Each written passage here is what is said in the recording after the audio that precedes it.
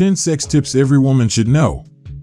Welcome to the Encrypted Knowledge channel. Today, 10 sex tips that every woman should know. Stay until the end. Number 4 is very interesting. Any woman should be able to feel free to decide what to do with her body or her life, without feeling fear, guilt, or shame. However, reality confirms that many women still maintain a relationship of strangeness, confusion, and even rejection towards their own body. Female sexuality still has a lot of work to do. My intention when it comes to introducing you to these 10 tips is to provide you with some keys, basics that allow you to get the most out of your sexuality, starting from the important relationship between sexual health and psychological and emotional well-being.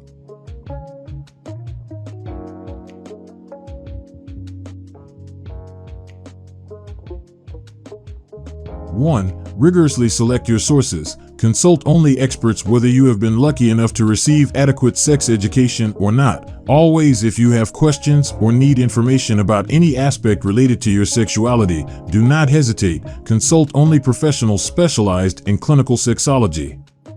Although it may seem obvious, this is essential because it is about your health. We live in the age of information overload, and its logical consequence is poor quality or the lack of its scientific rigor. So let's be sensible and realistic. It is necessary to be very selective today when choosing the sources of information that will determine our health. Sexual.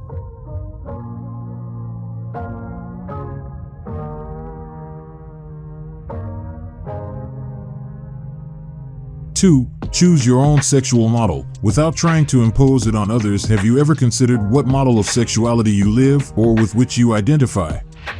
Your model of sexuality integrates everything related to your way of experiencing sex, ideas or beliefs, information and sexual education received, type of practices and sexual relations favorites, priorities and values associated with sexuality, forms of expression, etc. In sexology, we usually use this concept to refer to 4 basic models that have emerged at different stages of history and currently coexist. The sexuality feminine can be experienced from any of them: prohibitive/phallocratic model, based on the taboo, in a basically reproduction genitality, and in heterosexual vaginal penetration as the only sexual practice valid. Clinical experience shows its influence on most sexual problems, feminine and masculine.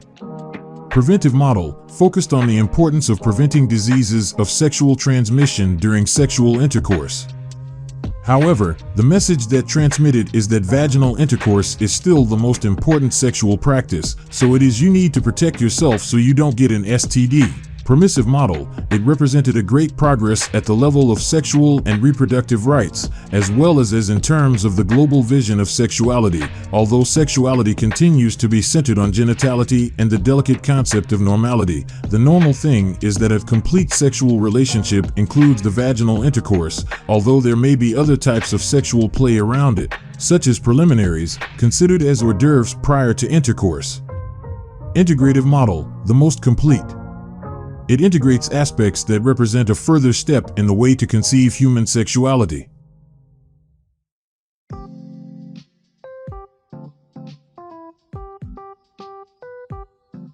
3. Your body is your ally. What relationship do you have with your body? Whether you're still feeling the pulse or already you think he has already taught you everything you need to know, whether you are young, old, or old, take care of your body to a greater or lesser extent, or allow yourself to be influenced or not by the constant bombardment of social messages that women hear daily. There is a maxim that does not fail when talking about female sexuality.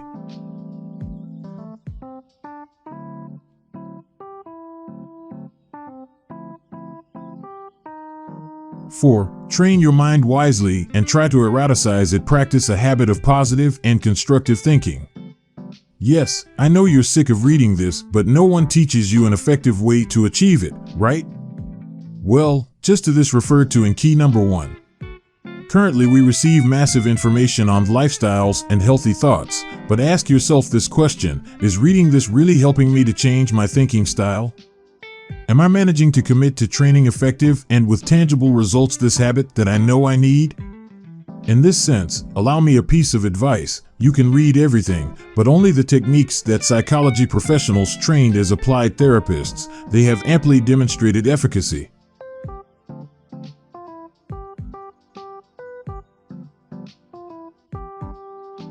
5. Manage your emotions well. This quote perfectly captures the emotional reality of female sexuality.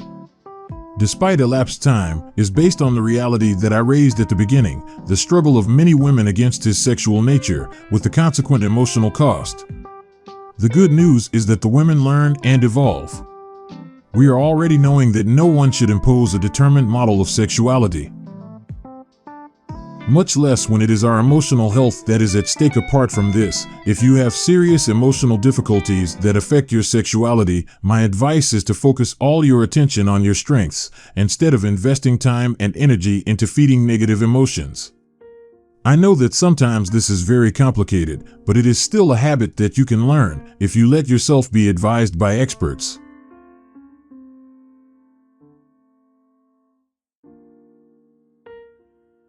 Six, when it comes to sex, there are no pre-established norms or limits to pleasure.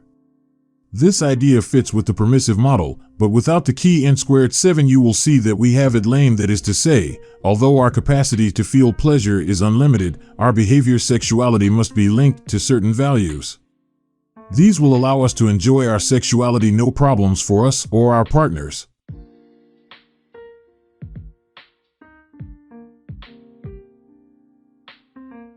7. But yes, minimum, your values, dignity, respect, sincerity, self-esteem.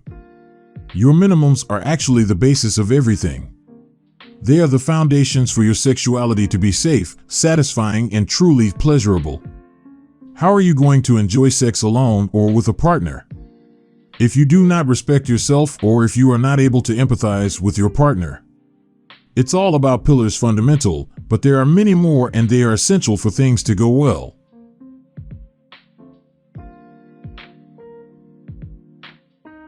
8. Your partner does not have to guess your thoughts. Sexual communication. This is something that, despite my years of professional experience, I confess that I do not stop surprise me, as a woman, as a psychologist, and as a sexologist. Many women follow confusing love with empathic and communication skills. If you really love me, you have to know what I like. You have to know what I think at all times. At this stage, should know what I need, what pleases me most sexually, etc.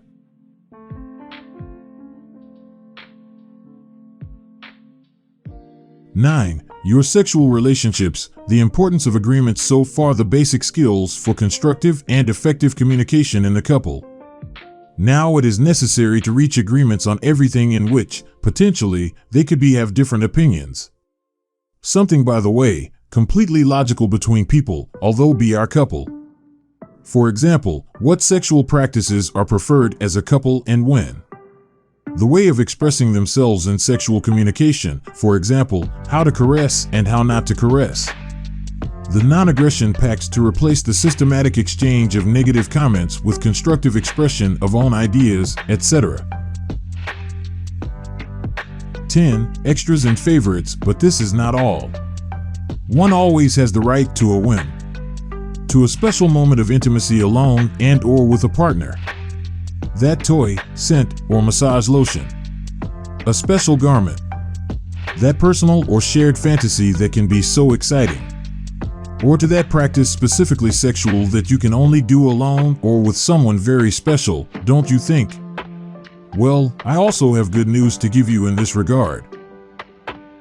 This type of whims only make you have a good time, but at a neurochemical level they have a very positively on your emotions.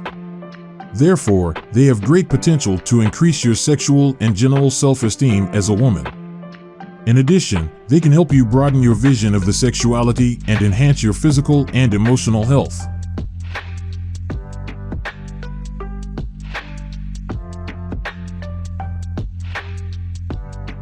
And that's all for now. I hope you liked it. Subscribe for more videos. See you next time.